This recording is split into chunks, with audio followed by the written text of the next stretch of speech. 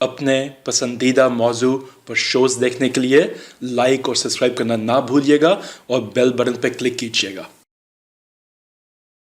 बिस्मिल्लाहिर्रहमानिर्रहीम। नाज़रीन, आज एक बहुत और अहम सवाल है, वो है मुल्क में सरमायाकारी कैसे अट्रैक्ट की जाए।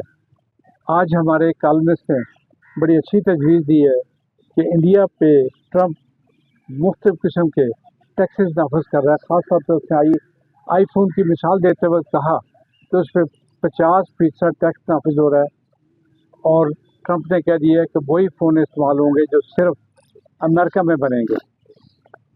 तो उसने इससे दो चार मिसालें दे के ये कहा कि पाकिस्तान को इन हालात में वो खिलाफ पुर करना चाहिए जो इंडिया पे पाबंदियां लगने की वजह से होगा। तो अब जहां मेरे साथ नूर कसूरी साहब हैं, मैं इनसे ये सवाल करना चाहूँगा कि वो खिलाफ कैसे पुर होगा जबकि मुल्क शदीद दहशतगर्दी का शिकार है, मुल्क में अकाउंटेबिलिटी कोई नहीं, मुल्क में किसी किस्म की ऐसी पॉलिसी सनती ज़री टैक्सेस पॉलिसी नहीं बनाई जा रही जो फॉरेन इन्वेस्टमेंट को अट्रैक्ट करे। कम से कम एक ही फैक्टर ऐसा है फॉरेन इन्वेस्टमेंट के लिए। अब दुबई की मैं कई दफ़ा मिसाल दे चुका हूँ। दुबई में जो इन्वेस्टमेंट आई और पूरी दुनिया की इन्वेस्टमेंट वो समेट के ले गए, उसकी सिर्फ एक वजह थी। मैंने दुबई उस वक्त भी देखा जब वो सिर्फ रेत थी। मैंने उस वक्त भी देखा जब उस वक्त न्यूयॉर्क से बड़ी बिल्डिंग बन गई, न्यूयॉर्क से बेहतर ट्रेन चलना शुरू हो गई, न्यूयॉर्क से बेहतर ट्रेड फैसिलिटीज उन्हें मिलना शुरू हो गई। तो अब अगर हम ये कहें कि पाकिस्तान दहशतगर्दी की आलम में फॉरेन इन्वेस्टमेंट को अट्रैक्ट कर सकता है या यहाँ फैमिली शिफ्ट हो सकती हैं, तो ये एक दीवाने का ख्वाब है, इसके अलावा कुछ नहीं। मैं जानना चाहूँगा नूर कसूरी साहब से, ये इंडस्ट्रीज़ के मिनिस्टर रह चुके, एडवाइज़र रह चुके बेनजीर के दौर में, तो ये क्या कोई तजवीज़ है इनके पास कि इन्वेस्टमेंट पाकिस्तान में आ सके? जी कसूरी साहब। बिस्मिल्लाहिर्रहमानिर्रहीम। देखिए, बात यह है कि पहली तो बात मैं एहसान साहब कई प्रोग्रामों में कह चुका हूँ आपके में कि पाकिस्तान में बुनियादी तौर पे हमारा जो जिसको आप टेक्नोक्रेट कह सकते हैं या बहुत इकोनॉमिस्ट आप कह सकते हैं या किसी भी, उन्होंने कभी पाकिस्तान की जो इकोनॉमी है या पाकिस्तान का सोशल सेक्टर है या पॉलिटिकल सेक्टर है इवन, उसका जायज़ा लेने की, हकीकत पसंदी से जायज़ा लेने की उन्होंने कोशिश नहीं की। और हमेशा हमने इवेंट पॉलिसियाँ इख्तियार करने की कोशिश की है। जैसे कि जो अभी आपने बताया कि इंडिया को एक थ्रेट है, समझ लें, जैसे कि ये कोई इंडिया अकेले को, उन्होंने ट्रंप ने नहीं कहा कि हम टैरिफ वगैरह, चाइना को भी कहा है उन्होंने, यूरोप को भी कहा है, फार ईस्ट को भी कहा है, मिडल ईस्ट को भी। लेकिन ये पाकिस्तान में क्योंकि हम बुनियादी तौर पे साहब डायलॉग पे, खिता एक है ना, नहीं और वही मैं कह रहा हूँ ना, लेकिन खिता होने के बावजूद मैं ये समझता हूँ कि हमारा और उनके दरमियान ये फासले हैं ना मीलों के, ये रवैयों का अगर लगा लें, बिहेवियर लगा लें या एक रहन सहन का, हम करोड़ बास चीज़ों में लाखों मील दूर चले गए एहसान साहब। हमारे पाकिस्तान में जो डायलॉग था, डिस्कस था, एक दो मुज़ाकरा था, वो टोटल बंद हो गया। चाहे आप मजहबी ले लें, इंडस्ट्री ले लें, इकोनॉमी ले लें, हमारे बहस ही नहीं होती। इसलिए जैसे भी अभी आपने कहा है कि इस वक्त इंडिया की एहसान साहब दुनिया में जो ट्रेड है हज़ारों अरब डॉलर पर मुश्तमिल है। उनकी जो एक्सपोर्ट है वो भी तकरीबन 800 अरब डॉलर से ज़्यादा चली गई हैं। इसी तरीके से उनकी इंपोर्ट्स हैं वो भी तकरीबन 1500 अरब डॉलर से के करीब पहुंच गई। लेकिन ये है कि उन्होंने ये नहीं कहा स्टेट में, जैसे मतलब पाकिस्तान कह रहे कि उन्होंने ये जो क्राइसिस आया है उसके लिए 25 शायद उनका जो वहाँ का जो ट्रेड मिनिस्टर है पीयूष गोयल, वो आज 5 रोज़ा दौरे पर अमेरिका जा रहा है। जो वहाँ के ट्रेड के जो ये टैरिफ के मामलात हैं उनके साथ जो फ्यूचर में इंडस्ट्री जो डेवलपमेंट ट्रेड में आनी है, जो उनकी मामलात हैं उसके कैसे, जहां उन्होंने टैरिफ की बात की है, ट्रंप ने इंडिया को ये कहा है कि हम आपके साथ ट्रेड भी बढ़ाना चाहते हैं। जेडी वैंस जो उनका वाइस प्रेसिडेंट है वो पिछले 2 हफ्ते पहले होके गया है कि हम 500 जो हमारी 200 अरब डॉलर की ट्रेड है, हम इंडिया के साथ 500 अरब डॉलर की ट्रेड करेंगे।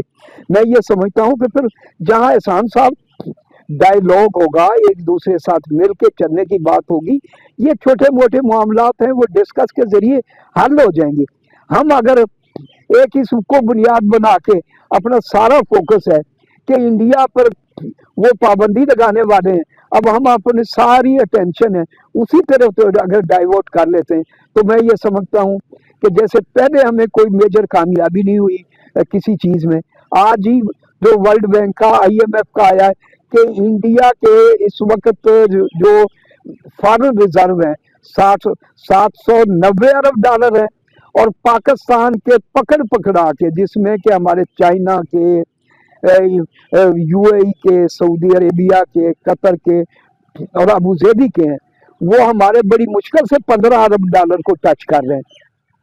इसी तरीके से हमारे जो ट्रेड है वो एक्सपोर्ट है वो 15-20 अरब डॉलर से आगे तजावज नहीं कर रही। पहली तो बात है एहसान साहब, हमें अपना मुल्क है इसमें, जैसे मैंने पहले उसमें थोड़ी सा मैं जो भी बात कर रहा था दुबई की, दुबई ने सिर्फ एक चीज बेची है, वो है लॉ एंड ऑर्डर। बिल्कुल, वहाँ कोई किसी किस्म की राहत नहीं है। लॉ एंड ऑर्डर अगर ठीक हो गया तो दुबई बन गया, यहाँ लॉ एंड ऑर्डर का वजूद ही कोई नहीं है। यहाँ तो एहसान साहब आप किसी भी शोबे में आप देखें, ये जो खास तौर पे अब जो तरामीम जुडिशरी की है उससे अब आपको यही पता नहीं लगा, कोर्ट है वो कई हिस्सों में तकसीम हो गई है। ये कॉन्स्टिट्यूशनल कोर्ट है, ये फलाना बेंच है, ये रेगुलर बेंच है, ये मतलब है कि मरकजी मतलब ये बेंच सुप्रीम कोर्ट है। इसी तरीके से आप जब आपको पहले तो आप जब जाते हैं तो वो रजिस्ट्रार के दफ्तर से आपको ये पता लगता है कि पहले ये फैसला होगा कि आपका ये जो केस है ये किस बेंच में जाएगा, कौन से कोर्ट में जाएगा। मैं ये समझता हूँ कि जो प्रोसेस पहले एक सिंपली आप एक रिट के जरिए दे देते थे, अब उसमें पहले बहस होगी सुप्रीम वो रजिस्ट्रार के ऑफिस में कि ये जो है ये काम कैसे हो। मैं ये समझता हूँ कि फॉरेन इन्वेस्ट डायरेक्ट एहसान साहब नहीं आएगी। पहली बात है हमने अभी तक रोड मैप भी तैयार नहीं किया कि हमें एहसान साहब फॉरेन इन्वेस्टमेंट किस शोबे के लिए, मिनरल के लिए चाहिए, पेट्रोलियम के लिए चाहिए, फार्मास्यूटिकल के लिए चाहिए, कॉस्मेटिक के लिए चाहिए, शुगर के लिए चाहिए, सीमेंट के सेक्टर के लिए चाहिए। मैं ये समझता हूँ कि पाकिस्तान में 200 से लेकर 300 अरब डॉलर की अपॉर्चुनिटीज मौजूद हैं कि अगर पाकिस्तान में हम 300 अरब डॉलर की भी इन्वेस्टमेंट आ जाए तो एहसान साहब हम कंज्यूम करने की पोजीशन में, बल्कि मैं ये समझता हूँ कि 200 अरब डॉलर की जो फॉरेन इन्वेस्टमेंट है वो तो हमारे जो मामलात हैं इनको रेगुलाइज करने के लिए, नॉर्मलाइज करने। मुझे भी याद आया, एक आपने भी जो नारा लगाया था कि पेट्रोलियम के लिए मैं 100-200 अरब डॉलर की लेके आ रहा हूँ इन्वेस्टमेंट। मेरा तो वो सारे आप जो पाकिस्तान में जो मैंने बात की थी कि 20 से 50 अरब डॉलर की, वो ना सिर्फ वर्ल्ड जो ग्लोबल रिव्यू इकोनॉमिक टाइम्स ने पेश किया उसने भी, और विल्सन सेंटर वाले हैं उन्होंने भी मेरे पॉइंट ऑफ व्यू को सपोर्ट किया। मैं ये समझता हूँ कि 50 अरब डॉलर या 100 अरब डॉलर लाने का कोई मसला नहीं। मैं आज भी एक एहसान साहब ये कह सकता हूँ कि 3 सालों के अंदर अंदर मैं पाकिस्तान को कम से कम 100 अरब डॉलर ला के देने की पोजीशन में, लेकिन आप पहले उसके लिए प्लानिंग करें। बहुत शुक्रिया थोड़ी साहब आपका, आपकी तजावीज़ का और आपकी ऑफर का भी। इसी सिलसिले में मैं अगर गंवाना चाहूँ तो मैं इन्हें 250 अरब डॉलर की एक इन्वेस्टमेंट ला के दी थी जिसके नज़ीर नाजी साहब गवाह हैं, उन्होंने मेंशन भी किया अपने कॉलम में। लेकिन यहाँ कुछ सुनने वाला नहीं, यहाँ मफादात अपने हैं, या बातें अपनी हैं, ख्वाहिशात अपनी हैं। तो पहले हम पाकिस्तानी बने, हम सच्चे मुसलमान बने, हम अपना ईमान इस बात पे रखें कि पाकिस्तान हमारा मुल्क है।